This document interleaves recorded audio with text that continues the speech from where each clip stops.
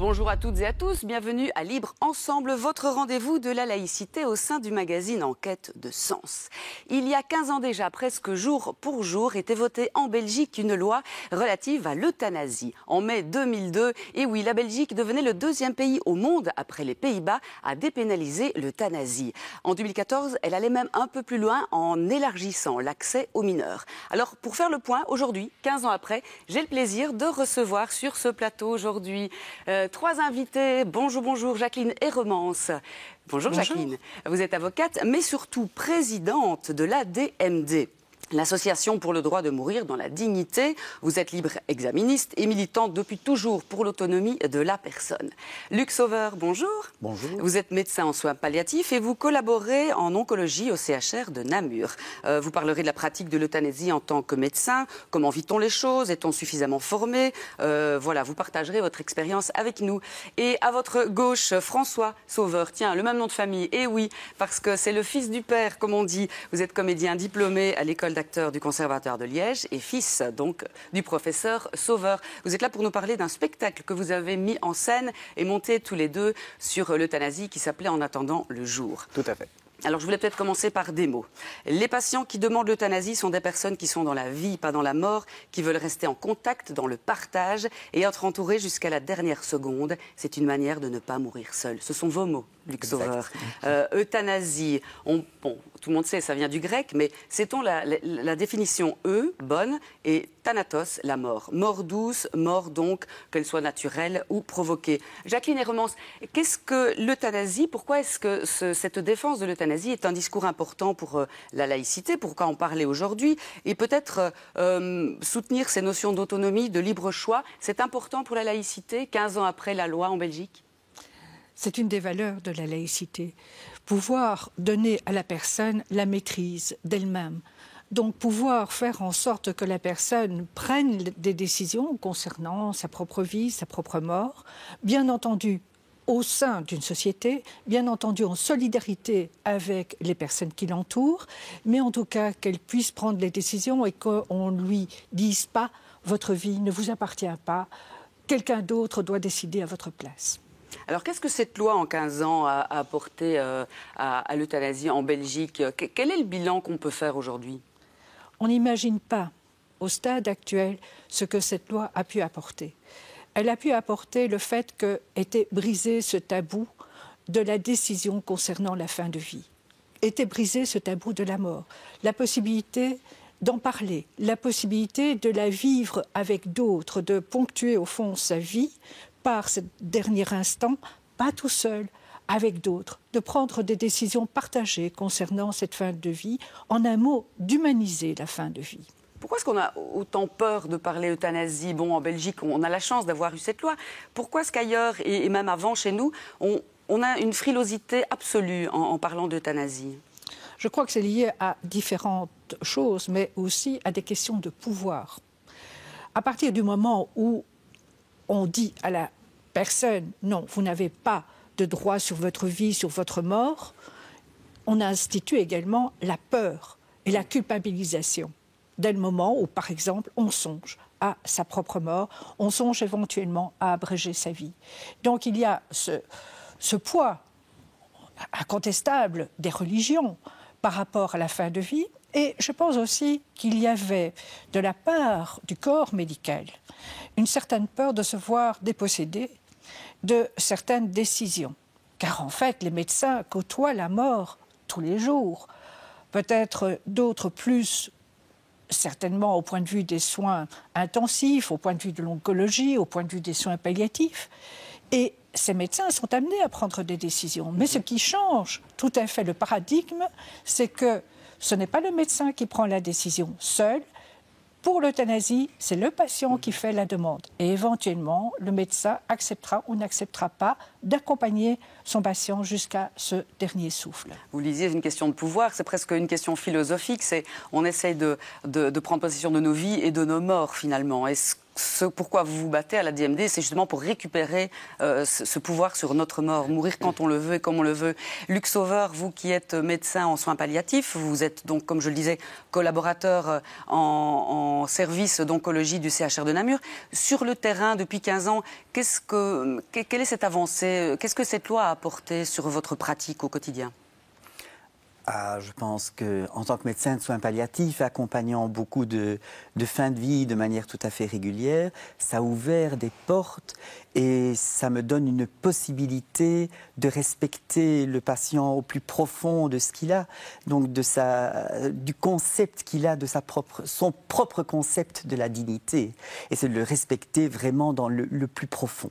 Et donc ça, je pense que c'est une richesse. Maintenant, il faut savoir que moi qui accompagne énormément de patients en fin de vie, il y a très peu de patients qui demandent et qui vont jusqu'au bout d'une euthanasie, mais au moins de pouvoir en parler, de savoir qu'on peut les écouter et de savoir qu'on a derrière nous une loi de dépénalisation sous conditions particulières, mais très bien balisée. Je pense que c'est une grande sécurité et ça permet une grande ouverture et une franchise dans le contact avec le patient. Je pense que c'est très riche. Ça apaise le patient. Hein, ça apaise le patient. Ne fût-ce que de pouvoir s'exprimer et de savoir qu'on va être écouté et qu'on peut être entendu et qu'on peut éventuellement être respecté jusqu'au bout, je pense que c'est un grand apaisement. Il y a d'ailleurs beaucoup de patients qui parlent d'une euthanasie et puis qui ne vont jamais aller jusqu'au bout. Mais à partir du moment où ils ont été entendus, ils sont soulagés, ils sont beaucoup plus calmes. Oui. Jacqueline Hermans, on parle de combien de cas par an qui font appel à l'euthanasie ? Pour l'ensemble des décès, nous en sommes toujours à moins de 2%. Donc, effectivement, il s'agit de personnes qui ont fait ce choix, mais il ne s'agit pas d'un très grand nombre. Et c'est normal, parce qu'il faut quand même savoir que quand on prend ce chemin de l'euthanasie, c'est irréversible. On peut se questionner, on peut décider autrement, on peut jusqu'à la dernière minute faire un autre choix. Mais en attendant, nous avons aujourd'hui, au point de vue des déclarations d'euthanasie, de l'ordre de 2000 déclarations par an. Est-ce que ce chiffre va se stabiliser ou va-t-il augmenter? Parce qu'on découvre avec les années éventuellement d'autres situations qu'on n'avait pas envisagées au départ. Les situations de personnes âgées atteintes de polypathologies graves qui grèvent leur autonomie, qui grèvent leur dignité. Ce sont des cas qu'on n'avait peut-être pas envisagés au départ. Des personnes aussi atteintes de troubles psychiatriques qui ont éventuellement connu une dizaine d'années de traitement, sont passés d'hospitalisation en hospitalisation et sont désespérés parce qu'aucun de ces traitements n'a pu leur apporter la qualité de vie. Ce sont toutes des questions que l'on n'avait peut-être pas pressenties au moment où on a débattu de l'euthanasie, puisqu'à l'époque, le cas qui nous paraissait le plus sensible était le patient cancéreux. Mais au-delà du cancer, il y a les maladies aussi neurodégénératives, il y a donc les personnes également qui ont des déficiences rénales, déficiences cardiaques, etc. Mais il est certain que le fait de pouvoir le demander, encore une fois, je rejoins donc le docteur Sauveur, est très important. Ça permet à certaines personnes de vivre plus longtemps. L'euthanasie fait vivre dans le sens qu'on peut plus facilement proposer des traitements puisqu'on a répondu « d'accord, on entend cette demande d'euthanasie » et pour le patient, il sait qu'il est entendu et donc il ne court pas le risque, entre guillemets, de devoir éventuellement connaître des mois, des années de souffrance. Avec votre association ADMD, on va le voir ultérieurement, vous vous battez encore aujourd'hui pour élargir cette loi. On va en reparler dans quelques minutes, mais avant ça, je vous propose de découvrir une interview de Bénédicte Debeau. Vous la connaissez bien, Jacqueline Hermans. Elle est infirmière en soins palliatifs dans la région de Tournai et elle nous explique au quotidien ce que cette loi a pu lui apporter dans sa pratique. L'euthanasie fait partie des soins palliatifs. Les soins palliatifs, c'est l'accompagnement des gens qui vont un jour partir, et l'euthanasie est un des moyens de partir. Mais ça reste quand même très très peu sur le nombre de patients que je prends en charge, ça reste très très minime, mais je pense que ces patients-là doivent aussi être entendus et qu'on les respecte.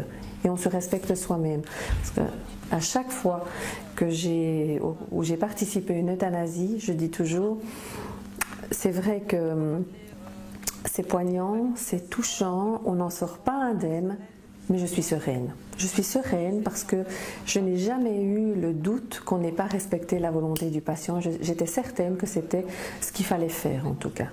Donc je travaille toujours avec l'accord du médecin généraliste, toujours. Mais c'est vrai que les médecins généralistes, je pense que quelquefois finalement ils sont aussi très seuls dans leur pratique face à une demande, pas toujours bien informés. Et donc c'est vrai que ça m'est arrivé quand même plusieurs fois aussi. Au départ, enfin je pense à 2 médecins en l'occurrence où j'étais présente lors d'une euthanasie, qui au départ c'était... non. Et finalement, ont accompagné leurs patients jusqu'au bout, m'ont dit c'est dur, c'est pas facile, mais on n'aurait pas voulu que ce soit quelqu'un d'autre, parce que là, on aurait l'impression d'abandonner notre patient. Mais c'est vrai qu'à l'heure actuelle, il y a des médecins où je sais que c'est même pas la peine, c'est non. Voilà, moi je me dis, je peux entendre, je peux comprendre, on a sa conscience pour soi et qu'on est incapable d'aller jusqu'au bout. La seule chose, je pense, c'est qu'un médecin doit toujours être très clair avec son patient.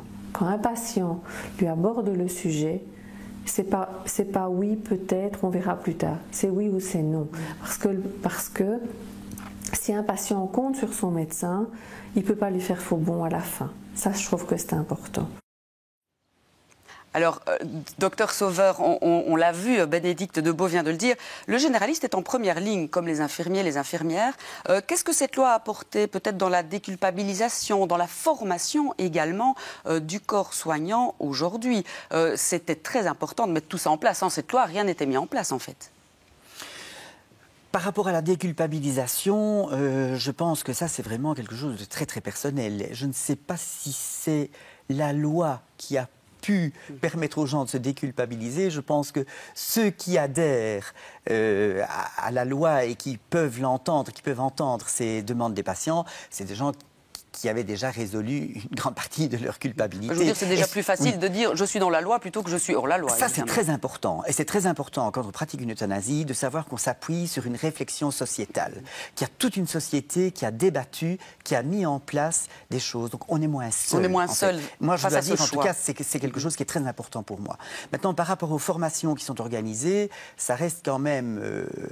assez flou, disons qu'au niveau des études, je pense que le sujet est abordé, au moins on donne une définition de l'euthanasie. J'espère qu'il y a quand même une lecture complète de la loi. Maintenant, au niveau des formations de soins palliatifs, c'est un sujet qui est abordé aussi de manière assez discrète, mais alors donc, il y a une formation quand même sérieuse et très intéressante, donc, qui est organisée par EOL, donc End of Life, qui est une émanation de la DMD, et où il y a une formation vraiment en éthique, en écoute, en pratique aussi, où il y a des échanges possibles. Et ça, c'est vraiment très, très intéressant. Alors, et je conseille à tous les soignants qui veulent vraiment s'intéresser à l'euthanasie de suivre cette formation. Oui. Alors, l'euthanasie est donc dépénalisée, on peut la pratiquer. Techniquement, ça se passe comment? C'est soit à la maison, soit en milieu hospitalier, j'imagine, par une injection la plupart du temps? Oui, donc la plupart du temps, c'est une injection en intraveineux, qui peut se faire en intraveineux direct ou bien au travers d'une perfusion. Ça peut se faire à la maison, ça peut se faire à l'hôpital. Maintenant, le suicide assisté en Belgique a été assimilé à l'euthanasie, donc on peut donner le barbiturique à boire aux patients. Quelle est la différence entre un suicide assisté et une euthanasie? Il y en a une? Mais chez nous, c'est simplement la modalité d'administration, parce que la loi est la même et les procédures à suivre sont les mêmes, les normes sont les mêmes et les balises sont les mêmes, de toute façon. Il y a aussi des critères de prudence qu'on appelle, c'est-à-dire qu'il faut entrer dans certaines conditions pour demander l'euthanasie. En gros, quelles sont-elles, ces conditions-là? Il faut évidemment que le patient soit atteint d'une maladie grave, incurable, qui présente une souffrance insupportable, intraitable, constante et qu'il y ait une demande réitérée en étant donc un patient majeur ou mineur émancipé. Je ne parle pas de l'extension par rapport aux mineurs parce que Jacqueline est beaucoup plus à même que moi. Justement, Jacqueline, alors parlez-nous-en. La DMD aimerait élargir quelque peu cette loi, notamment à la souffrance psychiatrique, par exemple, aux mineurs. Qu'est-ce qu'il reste encore à faire ? Ce qui reste à faire pour la question des mineurs, donc la loi de 2014 a abordé cette question et a réglé, en ce qui concerne les conditions supplémentaires, cette problématique, en ce sens que ce que l'on demande principalement, c'est que le mineur soit doté de discernement, qu'il sache ce que représente l'euthanasie, que c'est bien la fin de sa vie, qu'il n'y aura pas de retour possible. Mais il était important de permettre également à des enfants qui souffrent autant qu'un adulte de pouvoir accéder à cette demande d'euthanasie. Ce n'est pas pour ça que nous aurons beaucoup de demandes d'euthanasie de la part d'enfants et j'espère qu'on en aura le moins possible parce qu'il est toujours question d'enfants et de souffrance d'enfants, d'un enfant qui ne peut pas vivre sa vie d'enfant, qui est condamné à mourir à brève échéance et qui donc est souvent contraint à des hospitalisations, qui ne peut pas résider au sein de sa famille, qui ne peut plus aller à l'école, etc. C'est de ce type d'enfants que l'on parle. Pour ce qui concerne les maladies psychiatriques, la loi, aujourd'hui, le permet. La question, c'est qu'il faut des psychiatres qui l'entendent, des psychiatres qui acceptent de dire qu'à un moment donné, il n'y a plus de possibilité de traitement. Et qui donnent leur accord. Qui donnent leur accord, mais qui sans déjà ça, fassent cette démarche de dire qu'il y a effectivement des cas pour des personnes qui ont connu des années de traitement de différents ordres. Ça peut être des traitements d'ordre médicamenteux, etc., des hospitalisations, etc. Donc... la limite est très difficile, là, parce qu'on peut se dire, ça va aller mieux. Allez, vous allez, il y a toujours un espoir de guérir et d'aller mieux. Par rapport à une personne qui a déjà connu cet enfer pendant une dizaine d'années. Ce qu'il y a, c'est qu'il faut se donner le temps et qu'il faut être certain qu'on a ouvert toutes les portes. Parce que c'est pas toujours possible de s'en sortir et d'aller mieux. Absolument. Et ces cas-là doivent être entendus. Ce qui nous reste aussi comme problème, c'est éventuellement le hold-up qui a été pratiqué par d'aucuns sur la clause de conscience. Personne ne peut être contraint ni à demander l'euthanasie, ni à pratiquer l'euthanasie. Et donc le médecin peut, par exemple, dire, pour ma part, je ne considère pas que je puisse poser ce geste, soit parce que les conditions ne sont pas remplies, soit parce que c'est un cas pour lequel je ne peux vraiment pas poser ce geste. Il faut l'entendre. Mais ce qui se passe, c'est que parfois des institutions s'accaparent cette clause de conscience qui est personnelle. Et donc, il s'agirait de clarifier les choses. Et au fond, de temps en temps, nous avons des échos, que ce soit par la justice ou que ce soit, par exemple, par les frères de la Charité, qui ont dit publiquement, et il faut savoir que tout récent, dans le monde dans psychiatrique, c'est tout récent, mais dans le monde psychiatrique, ils ont une place très importante au point de vue des institutions psychiatriques en Flandre. Jusqu'à présent, ce qu'ils faisaient, c'est que par rapport à des cas pareils, ils proposaient à la personne d'aller voir ailleurs. Aujourd'hui, ce qu'ils ont dit, c'est qu'ils entendront ces cas et qu'éventuellement, ils mettront des conditions supplémentaires, mais en tout cas que ces cas seront entendus. C'est très important. Ça, c'est une belle avancée et c'est une belle victoire, en tout cas pour la DMD aussi et tous ceux qui sont partisans de l'euthanasie. Alors reste aussi la déclaration anticipée. On en reparlera dans 2 minutes. Vous voulez bien, Jacqueline ? On va faire une petite parenthèse artistique. C'est étonnant de parler d'art, de musique, de théâtre quand on aborde la mort et l'euthanasie. Et pourtant, François Sauveur, voilà ce que vous avez fait. Vous avez monté un spectacle qui s'appelle En attendant le jour, avec, comme par hasard, tiens, votre papa. Pourquoi avoir réalisé ce spectacle et qu'est-ce qu'il raconte en fait? Comment aborde-t-il l'euthanasie? Racontez-nous le pitch en quelques mots. Le pitch. Le pitch, comme on dit. Donc moi je voulais faire un spectacle qui parle vraiment de la pratique du médecin aussi. Parce que je trouve que souvent quand on parle de ce sujet, on n'en parle que du point de vue du patient. Voilà. Et donc moi j'avais envie de mettre la parole du médecin et de raconter ce qui se passe en lui en fait et quel chemin il fait. Donc c'est le fil rouge du projet. Voilà le pitch. Et donc je parle de 3 cas particuliers, 3 histoires Voilà, parce que je voulais essayer de faire un tour assez global. Et dedans, il y a la première personne, le premier cas d'euthanasie auquel mon père a été confronté. Donc, Marco, voilà. 35 ans, Voilà, dans le spectacle, paralysé suite à un accident de la route. Voilà, c'est ça, complètement donc tétraplégique. Et c'est un cas que votre papa avait rencontré dans sa profession. Oui, donc moi je n'ai pris que des cas réels en fait de son histoire. Après, bon voilà, j'ai transformé les prénoms, j'ai réécrit des choses, mais on est quand même assez proche de la réalité. Voilà, et moi je voulais absolument faire un spectacle qui soit poétique, parce que pour moi ce qui m'intéressait et ce qui m'intéresse dans ce sujet, l'acceptation de ce sujet, c'est toute la dimension humaine, la dimension relationnelle, toute la dimension de l'empathie, que ce soit entre les familles, avec le corps médical, et aussi les messages d'amour de ces personnes qui font ce choix de mettre un terme à leur souffrance. On va regarder un petit extrait. Ouais, on se retrouve juste après pour en parler. Jacqueline, ouvrez bien l'œil.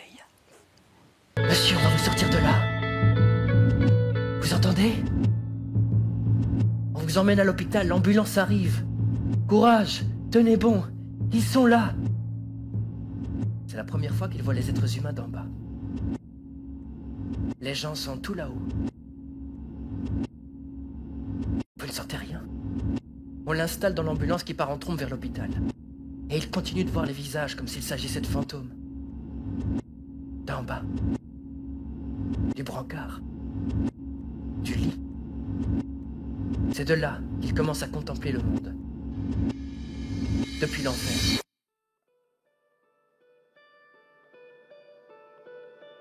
Le concept de la dignité est une chose extrêmement personnelle. Je pense que c'est important de respecter ça. Je supporte pas mon état, c'est comme ça. Et personne ne peut rien y faire. C'est moi avec moi, ça concerne que moi, mais c'est plus possible. Non, on peut pas accepter ça, on est ta famille, on peut pas accepter ça, on veut pas t'abandonner. Je voudrais que tu donnes un exemplaire de la vidéo à tous ceux qu'elle concerne.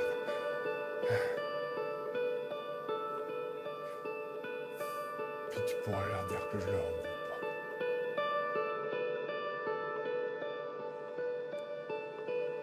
Waouh, ça a l'air remuant, n'est-ce pas, Jacqueline? Soleil, vous l'avez vu. C'est surtout un hymne à la vie. Oui. Comment a été perçu ce spectacle autour de la mort? Vous l'avez joué un peu partout en Wallonie, Bruxelles, en novembre dernier, donc c'est assez récent. Comment a-t-il été reçu par le public? Qui venait voir ce spectacle-là? Ben, beaucoup de gens, étonnamment. Non, en fait, ça concerne tout le monde, la mort, évidemment. Ouais, je crois que c'est ça. Je crois que les gens, en fait, ils ont envie de se confronter à ce sujet. Je crois que c'est un faux calcul de se dire qu'on fait des spectacles à thématique lourde et qu'en fait, les gens ne viendront pas. Je pense vraiment que c'est faux. Je pense que les citoyens ont envie de se confronter à ça. Et en fait, même, il y a des gens qui m'ont dit, des spectateurs qui m'ont dit, je t'avoue que je suis venu avec les pieds de plomb. Je me suis dit, j'ai passé ma journée, je vais voir un spectacle qui va parler de la mort. Je veux voir un truc rigolo. Et je sors du spectacle avec juste l'envie de vivre, de boire un verre, et merci pour l'humanité. Donc, pour moi, au niveau de la réaction, c'est vraiment... C'est merveilleux, je trouve, ce qui s'est passé. Je suis très, très content. Docteur Sauveur, quand votre fils, comédien, artiste, metteur en scène, vous propose ce projet, qu'est-ce que vous lui dites? Mais tu es fou, ça ne va pas marcher? Ou d'emblée, on se dit, bah allez, je me lance, c'est vrai, ça peut être vraiment utile? À la fois, j'ai été très, très émerveillé par son projet, et à la fois, je me disais, mais qu'est-ce qu'on peut faire de convenable au théâtre avec un sujet pareil? Et donc, je ne l'ai pas du tout assisté dans son écriture. C'est vraiment de la transmission de plusieurs années qui est concentrée là. Et puis, un jour, il m'a dit, tu vas quand même le lire maintenant. Et alors, je l'ai lu, et je trouvais que c'était d'une limpidité, d'une vérité. Et puis d'une force par rapport au jeu des comédiens. On peut peut-être citer leur nom, François. Oui, on peut citer, donc il y a Laurent Caron, Quentin Merthe et Selwa Mamdi, qui sont voilà, des magnifiques humains avant tout et des super acteurs. Ouais. Jacqueline Hermance, tout cela peut aider à comment dire, conscientiser, que ce soit les citoyens, les politiques, pour améliorer encore cette loi, c'est important. C'est pour ça que se bat l'ADMD notamment? C'est pour ça, effectivement, que l'ADMD continue à se battre et qu'elle n'a pas considéré qu'une fois qu'on avait les lois, parce qu'il y a aussi la loi sur les droits du patient et la loi sur les soins palliatifs, qu'on avait ces trois lois, qu'on pouvait déposer les armes. Non, non pas qu'on soit belliqueux, mais ce qu'il y a, c'est qu'il faut effectivement continuer à conscientiser la société en général, de pouvoir aborder ces questions en toute humanité, en toute franchise, en toute solidarité. Aujourd'hui, que l'on puisse obtenir ces instants qui sont très forts au point de vue émotionnel, mais qui sont également... qui aident pour ce qui concerne le deuil, parce qu'on était là, on était à côté de la personne, on a pu parler, on a pu échanger, on a pu éventuellement construire un rituel. C'est très important. Et ce spectacle, en attendant le jour, montre ces différentes facettes, les interrogations, les révoltes, la révolte de celui qui se retrouve tétraplégique, la révolte aussi parfois de certains membres de la famille qui éprouvent des difficultés à entendre cette demande de mettre fin à la vie. Tout cela, par ce spectacle, permet également d'en parler et de dédramatiser. On peut en parler dans notre pays. Et peut-être faire taire certains qui diraient qu'il y a des dérives à cette loi de l'euthanasie. Il faudra un jour faire le bestiaire en ce qui concerne les critiques par rapport à l'euthanasie. La plupart des personnes qui critiquent, en fait, n'ont jamais connu cette expérience d'une fin de vie partagée, d'une euthanasie. Et on a tout entendu. Lorsque le premier cas a été connu d'euthanasie avec l'entrée en vigueur de la loi, c'était Mario Verstraete, qui était atteint de sclérose en plaques. Qu'a-t-on dit ? Eh bien, c'est un mauvais signal pour les patients atteints de sclérose en plaques. Voilà, il a demandé l'euthanasie, il l'a obtenu, les gens vont plus se battre. Faux. Lorsque Christian de Duve, prix Nobel, a également fait connaître non pas sa décision, parce qu'en fait, la chose a été connue après l'euthanasie, même chose. Très mauvais exemple. Hugo Claus, catastrophe. Toutes les personnes atteintes de la maladie d'Alzheimer vont demander l'euthanasie. Donc, à chaque fois, ce sont des critiques qui sont absolument non fondées et qui ignorent le côté humain de la chose. D'accord. On arrive bientôt au terme de cette émission, c'est très court, 28 minutes. J'aimerais juste peut-être dire un mot aussi sur la déclaration anticipée de volonté. C'est quoi en fait ? C'est si jamais plus tard je ne suis pas en état de demander l'euthanasie, j'ai un petit papier prouvant que je le voulais.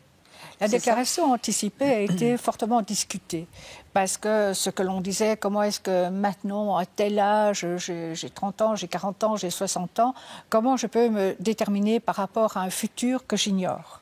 À part qu'il s'agit de toute façon d'un document qui n'entrera en vigueur, qui pourra servir de base à une euthanasie que si je suis plongée en état d'inconscience irréversible. À ce moment-là, je ne pense pas que je voudrais autre chose.